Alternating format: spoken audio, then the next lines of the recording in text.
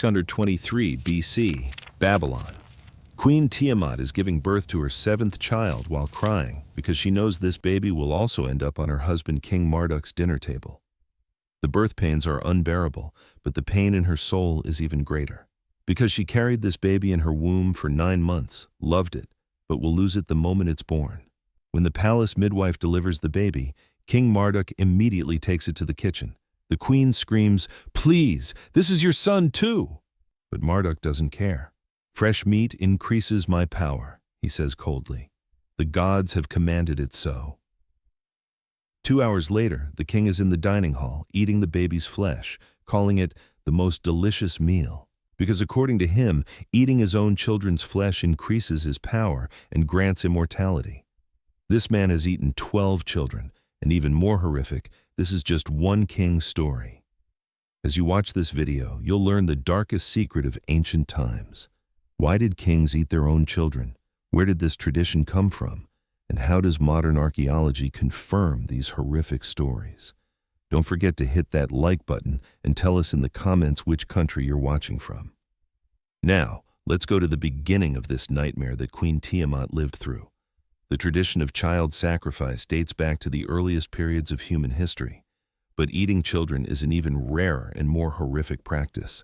The roots of this tradition are based on beliefs about sharing power with gods.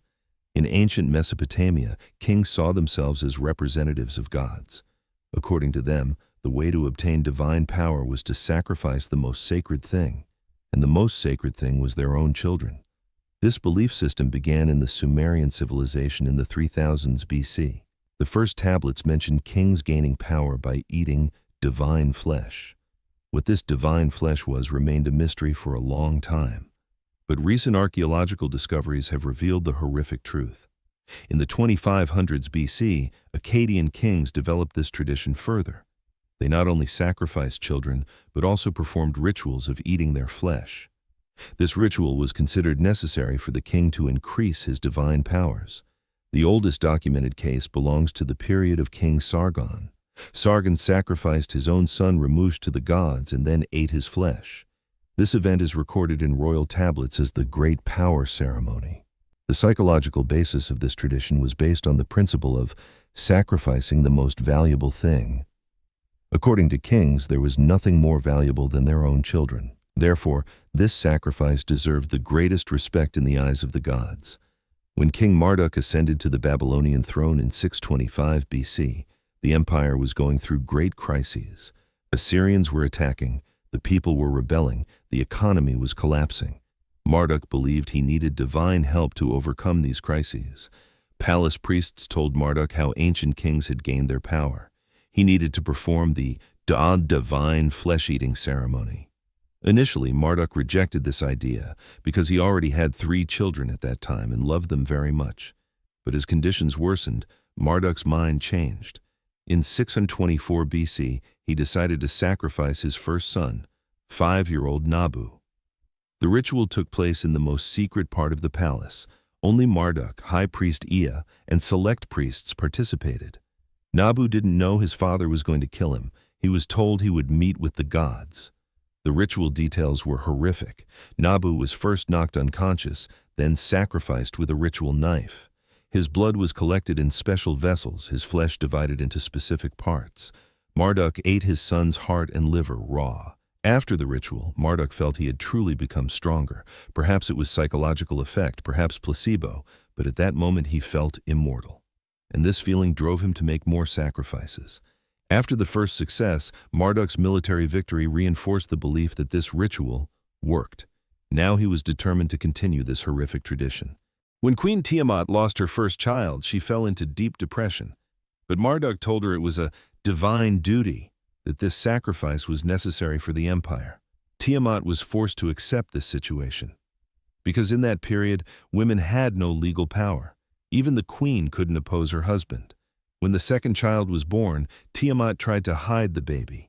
She hid it in a remote corner of the palace with trusted servants. But Marduk found the baby and repeated the same ritual. With the third child, Tiamat even considered killing her husband. She secretly prepared poison but couldn't find the courage at the last moment, because if caught, she would be killed in a horrific way herself. After the fourth child, Tiamat completely broke down. She no longer cried or even spoke. She just lived like a zombie. The palace physician gave her calming herbs. The most tragic thing was that Tiamat had to continue getting pregnant. Because Marduk continuously needed fresh divine flesh, the queen had become like a child production machine. With the fifth and sixth children, Tiamat began refusing to give birth. She tried to harm herself, attempting to miscarry the babies, but the palace physician kept her constantly under control. When she became pregnant with the seventh child, Tiamat made one last attempt at resistance, but it was too late. Marduk's power was at its peak, and no one could oppose him. Marduk's child-eating rituals were very systematic. Each ritual was performed in the same way. First, the child was taken to a special room. This room was in the deepest part of the palace, underground. The walls were decorated with gold plating and god figures. In the second stage, the child was knocked unconscious with special potions. This potion ensured the child wouldn't suffer, because according to Marduk, suffering flesh became impure. In the third stage, the sacrifice ceremony was performed. Marduk killed the child with a special ritual knife.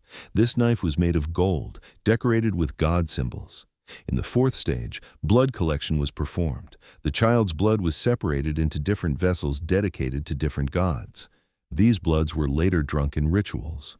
In the fifth stage, flesh dismemberment began. The child's body was dismembered according to specific rules. Powerful organs like heart, liver, brain were separated. In the sixth stage, cooking was performed. Some parts were eaten raw, others were cooked with special spices. These spices were very expensive and rare substances. In the final stage, the eating ceremony was performed. Marduk didn't eat alone, he shared with certain priests. Participating in this ceremony was considered a great privilege. What Marduk did wasn't unique. Similar practices existed in many parts of the ancient world. In Greece, King Lycaon had served his own sons to Zeus. This event inspired the legend of Lycaon being transformed into a wolf in Greek mythology. In Carthage, the Moloch cult was famous for child sacrifice, but Carthaginian kings also ate children. Archaeological excavations found evidence of these practices. Celtic kings ate children to gain divine power. Druids conducted these rituals. Ancient graves found in Ireland show traces of these practices. Aztec Emperor Moctezuma sacrificed and ate his sons in special ceremonies. These rituals were dedicated to the sun god Huitzilopochtli. In China, Shang dynasty kings ate children to unite with ancestral spirits. These practices continued for about 1,000 years. Most commonly, these practices were done to increase the king's power, communicate with gods, or protect against evil spirits. The common feature was that all these kings saw their children as divine duty. None did these acts for personal pleasure. The Kronos legend in Greek mythology is the most famous character who ate children. But this legend isn't entirely fictional. It was inspired by real events. Kronos was the king of the Titans. According to prophecy, one of his children would overthrow him from the throne, so Kronos ate every child that was born. This legend was inspired by real events that occurred in the 2000s BC. Kings living in Crete at that time practiced similar applications. Archaeological evidence shows that child sacrifice tradition existed in Minoan civilization. Child bones and sacrifice remains were found in royal palaces. The most striking evidence is the child eating room found in Knossos Palace. This room has pictures showing how children were prepared. Greek historian Herodotus writes that Cretan kings ate their children. According to him, this practice was very common and considered normal. Even Plato, in his Ideal State, refers to this practice. According to him, in some cases this could be necessary. Modern historians think the Kronos legend translated these real practices into mythological language. The legend was a way to tell horrific truths in artistic form. The servants working in the Babylonian palace were living witnesses to these horrific events. Their accounts show how systematic these practices were. Head cook Enlil worked in the palace for 30 years. He saw how all of Marduk's children were prepared. According to Enlil's memoirs, the king was very selective about child meat. The king paid close attention to the child's age, says Enlil. He preferred babies under 2 years old because their flesh was softer. Cleaning woman Inanna was tasked with cleaning ritual chambers. She describes how detailed the ceremonies were. Everything was meticulously planned, says Inanna. The knives used, the vessels, the spices, nothing was random. Guard Shamash was tasked with taking children to the ritual room. He had to witness the children's final moments. The hardest thing was the children's innocent looks, says Shamash. They didn't know what would happen. They trusted their father. These testimonies are written in documents found in archaeological excavations. They reveal the details of these horrific practices. The common opinion of servants was that Marduk had completely changed over time. While initially a very loving father, he became cold and ruthless after the rituals. The child-eating rituals had profound effects on Marduk's psychology. Although these acts initially disturbed him, he normalized them over time. When he ate his first child, Marduk couldn't sleep for days. He had nightmares, thought he heard his child's voice. But these feelings disappeared over time. After the second child, Marduk had turned into a machine. He stopped forming emotional bonds. He began to look at his children as pieces of meat. After the third child, Marduk developed sadistic tendencies. He began to enjoy the painful parts of the rituals. After the fourth child, Marduk completely lost empathy. Now, only his own power mattered. Nothing else was important. Modern psychology identifies the following disorders in Marduk. First, antisocial personality disorder. Not being disturbed by others' pain, lack of empathy. Second, narcissistic personality disorder, seeing himself as divine, unlimited power ambition. Third, psychopathic tendencies, enjoying violence, not feeling remorse. The most horrific aspect was that this transformation process was irreversible. Marduk was no longer a normal human being. Marduk's child-eating rituals weren't just personal decisions. The priest class supported these practices with religious justifications. High priest Ea argued that these rituals were divine commands. According to him, God Marduk, the king's namesake, wanted this. The gods expect the most valuable sacrifice, said Ea. The king's children are the most valuable gift. Priests justified these practices with ancient texts.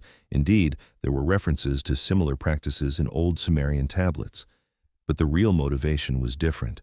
Priests wanted to use the king's power for their own interests. Child sacrifice rituals gave them great prestige. Participating in ritual ceremonies was a great privilege for priests. The gold, precious stones, rare spices used in these ceremonies were very valuable. Also, these rituals frightened the people. Frightened people showed more respect to priests. This increased the priest's social power. Most cunningly, these practices were kept secret. The people didn't know the king was eating children. They only heard that divine ritual was being performed.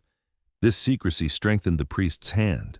They were seen as guardians of divine secrets. The constant disappearance of Marduk's children began to draw the people's attention.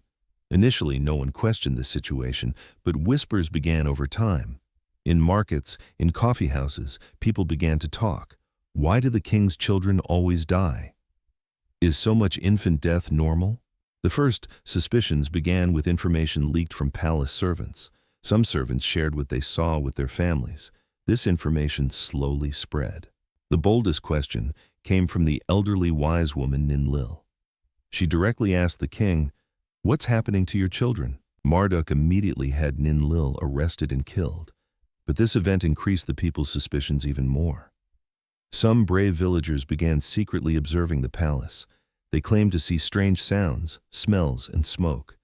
The biggest rebellion threat came from within the army. Some commanders began to be disturbed by the king's abnormal behavior. General Nergal was holding secret meetings with other commanders. They were considering overthrowing Marduk from the throne. But Marduk learned of these threats. He immediately began a great purge. He killed all suspicious soldiers, people, servants. This massacre frightened the people even more. Now, no one could openly express suspicion. When Queen Tiamat gave birth to her last child, she no longer had the strength to endure. She lost excessive blood during birth and became fatally ill. Marduk didn't care about his wife's condition. His only concern was the newborn baby. He immediately began ritual preparations. Tiamat begged her husband with her last breath, "Let this child live. Do it for me." But Marduk didn't listen. "After you die, I'll take another wife," he said coldly. "I'll have more children." Tiamat wanted to see her baby one last time, but Marduk didn't allow it.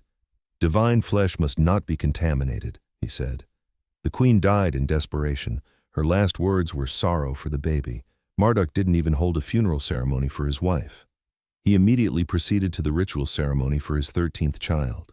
This final ritual was the most detailed one, because Marduk believed he had reached perfect power.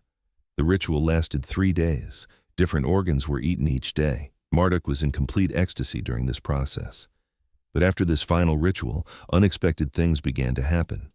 Marduk began showing strange illness symptoms. His body was shaking. He was having hallucinations. He started vomiting continuously, as if his body was rejecting what he had eaten. After eating his 13th child, Marduk's health rapidly deteriorated. Although it initially seemed like a simple stomach problem, the situation gradually worsened. Palace physician Anu couldn't understand the king's condition. All tests came back normal, but Marduk was gradually collapsing. The symptoms were very strange. Constantly hearing children's voices, seeing imaginary children, screaming at night. Marduk claimed that the spirits of the children he had eaten were visiting him. He talked to them, apologized to them. His most horrific moments were when he looked in the mirror. "I see the children in the mirror," he said. "They're looking at me." Sleep disorders also began. He couldn't sleep at nights.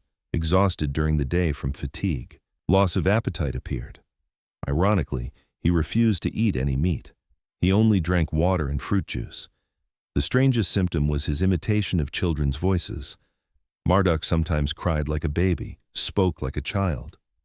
From a modern medical perspective, Marduk had these problems. First, post-traumatic stress disorder.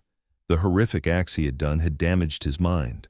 Second, psychotic disorder. He had lost connection with reality. Third, schizophrenia symptoms. Hallucinations, paranoia, disorganized thoughts.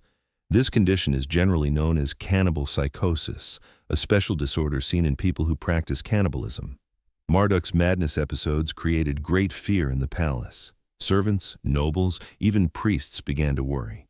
The king could no longer make rational decisions. State affairs were declining, the economy was collapsing, enemies were attacking. General Nergal prepared a coup plan with other commanders. According to them, Marduk was no longer in a condition to rule. The first coup attempt occurred at midnight. Soldiers surrounded the palace, tried to arrest Marduk, but Marduk, thanks to his paranoia, sensed this attack beforehand. He defended himself with his special guards. Much blood was shed in the resulting conflict. Nergal was killed, the coup was suppressed. But Marduk's power was also greatly weakened. After this event, Marduk became completely paranoid. He began to see everyone as a potential enemy. He began killing the remaining nobles, servants, even loyal priests. The palace became like a graveyard. Finally, only a few people remained. Marduk had become almost completely alone. This loneliness further increased his madness. He now talked to imaginary people, gave them orders. Outside the palace, there was chaos. No one was governing the state. The city was being dragged into anarchy. When Assyrian king Sennacherib learned that Marduk had weakened, he decided to attack Babylon. This would be the attack that would bring Babylon's end. The Assyrian army entered Babylon without encountering any resistance, because most of the Babylonian army had either died or fled. Marduk didn't even realize the Assyrians were coming. He continued living in his own world in the palace. When Assyrian soldiers entered the palace, the scene they encountered surprised them. Babylon's powerful king was now a madman. When Marduk saw the Assyrian soldiers, he complained to them that they weren't children. "Why didn't you bring children?" he asked. Sennacherib decided to take Marduk alive as a prisoner instead of killing him, because this mad king was useful for propaganda purposes.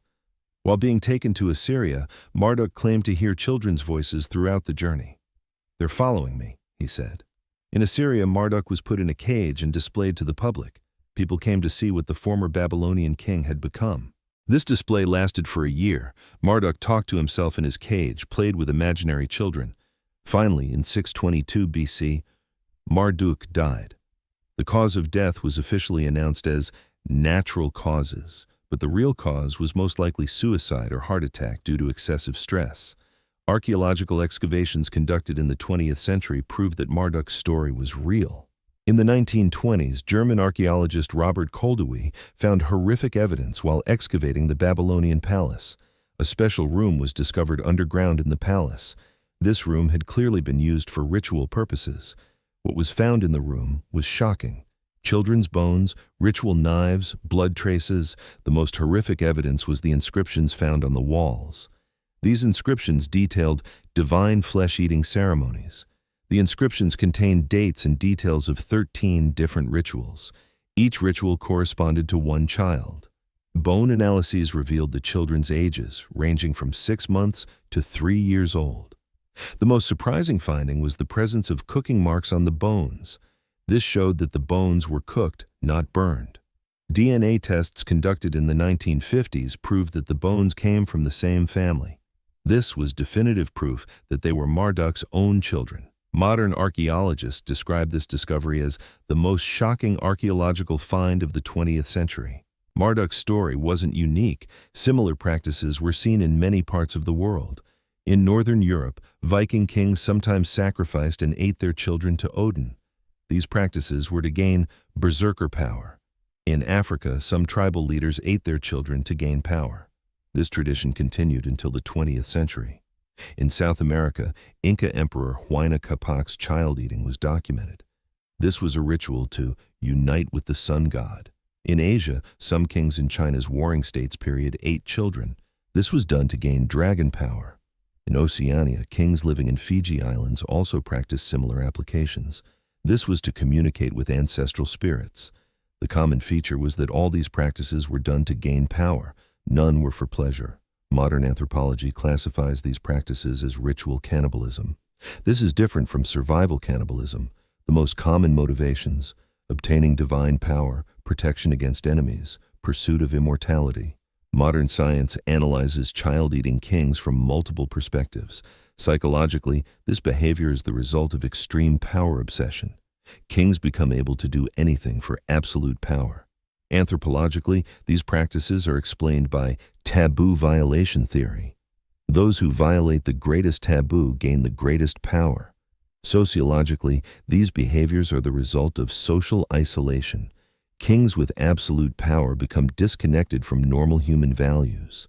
Neurologically, those who constantly witness violence suffer damage to empathy regions. This increases ruthlessness. The most interesting finding is the condition known as cannibalism enhancement. Child-eating kings show increased mental capacity. Some scientists think this could be the nutritional effect of human brain, but this theory is very controversial. The more accepted theory is placebo effect. Because kings believe they're becoming stronger, their performance actually improves. Historical assessment. These practices are the dark side of civilization development. Developing power sometimes produces horrific results. After Marduk's death, the city of Babylon was completely abandoned. No one dared to live on those lands, because the people believed those lands were cursed. According to Assyrian records, Marduk's palace was demolished, but the underground ritual chambers were sealed and locked, because even Assyrian priests thought those chambers were filled with demonic powers. Marduk's story was told for generations in Mesopotamia, but these stories were in the form of frightening warnings. If you don't know the limits of power, you'll become like Marduk. Most interestingly, these stories gradually became legends. People would forget the real details, but the basic message remained. Absolute power leads to absolute corruption. The Kronos legend in Greek mythology was most likely inspired by Marduk's story. The story of the Titan king who ate his children was actually a mythological version of a real event. Even during the Roman period, Marduk's story was told to emperors. This was to deter them from excessive use of power. In the Middle Ages, Christian writers saw Marduk as a precursor to the Antichrist. They used this story as an example of the devil's power. Modern psychologists study Marduk's story as a classic example of power corruption. This story appears in psychology textbooks. Marduk's story doesn't belong only to ancient times. Similar psychological profiles are seen today. In World War II, Nazi leaders did horrific things under the theory of superior race. They too, like Marduk, sacrificed innocent people for their power. In the modern business world, some company leaders sacrifice their employees, not physically, of course, but psychologically and economically. Political leaders can sometimes sacrifice their own people to protect their power. This is also a modern version of what Marduk did. In domestic violence, some parents harm their children. This is also a result of power imbalance. The most common parallel is seen in narcissistic leadership behavior. These people, first, lose their ability to empathize. They don't care about others' pain. Second, they see themselves as special. They think normal rules don't apply to them. Third, they don't accept criticism. They see those who question them as enemies. Fourth, they gradually become isolated. They want to be surrounded only by people who approve of them. These behavioral patterns are almost identical to those seen in Marduk. Marduk's story is one of the best documented personal corruption cases in history. There are several reasons why this story has reached us today. First, Babylon was very advanced in record-keeping. Every important event was written in detail. Second, the Assyrians preserved these records after taking over Babylon. They used these stories for their own propaganda. Third, Greek historians wrote these stories. Herodotus and Diodorus compiled Mesopotamian stories. Fourth, Christian writers preserved these stories as demonic examples. Finally, modern archaeology found physical evidence. 20th century excavations proved the reality of the stories. The preservation of this story is very important for humanity, because to prevent the repetition of such events, we need to remember the past. The modern United Nations uses Marduk's story as an example in genocide prevention work. The evidence that modern archaeology found about Marduk is very detailed and shocking. The ritual room found in the 1920s exactly matched the tablet descriptions. The room's dimensions, shape, even wall decorations were the same as the tablet records. Bone analyses provided information about the children's nutritional status. Analysis results showed that the children were very well fed. This proved they were palace children. The most surprising finding was the cut marks found on the bones. These marks showed that children were dismembered with butchery techniques. The marks were very systematic, done professionally. Knife analyses showed that the tools used in rituals were made of gold.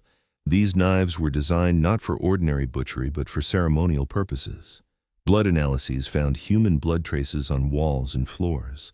These bloods showed they were spilled at different times, so rituals were repeated events. The most horrific evidence was cooking marks. The bones showed signs of high-temperature cooking. This definitely proved that the flesh was actually eaten. DNA analyses showed that all bones came from the same father-mother, proved that the victims were really Marduk's children. Archaeologists found a letter written by Queen Tiamat in 1952. This letter was hidden in a very secret place and was most likely a cry for help that was attempted to be smuggled out. The letter begins like this: "To my brother Enlil, for the sake of old days. If this letter reaches you, know that I am no longer the same Tiamat. My soul is dead, only my body lives." The letter continues with shocking details.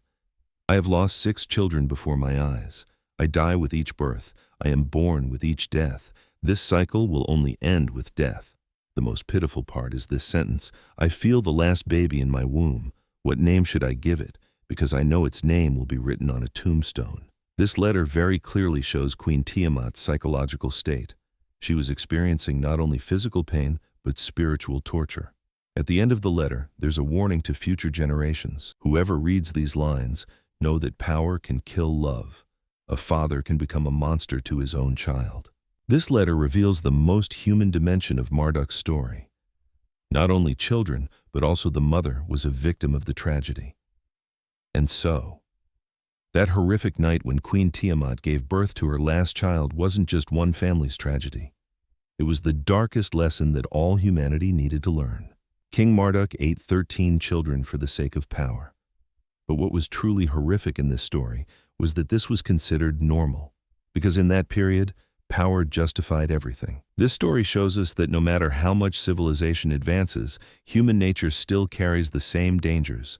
Power can destroy empathy, love, humanity, everything. The most tragic thing in this story was that the children were completely innocent. They became victims of their father's power hunger. They trusted and loved their father but found death in return. In the modern world, there's no physical cannibalism, but power corruption continues. Politicians can devour their people, company owners their employees, dictators their society. Marduk's story also gives hope, because that period eventually ended. Evil doesn't last forever. Sooner or later, justice triumphs. The most important lesson is this: power control is the cornerstone of democracy. No one, no institution should have absolute power. Queen Tiamat's pain is the pain of all helpless mothers. Her story shows how important the struggle for women's rights is. The story of 13 innocent children reminds us that children's rights are universal values. No justification can legitimize harming children. Finally, this story shows that history isn't just the past, it's the guide to the future. By remembering what Marduk did, we can prevent its repetition. If you enjoyed these deep historical analyses, don't forget to subscribe to our channel. Write in the comments which historical figure's story you want. In the next video, we'll discover another horrific truth together. Until then, let's not forget to amplify the voices of the powerless, protect children, and remember the lessons of the past. Because Marduk's story teaches us this: the greatest monster is the monster created by power. And the only thing that can stop this monster is the conscience of brave people.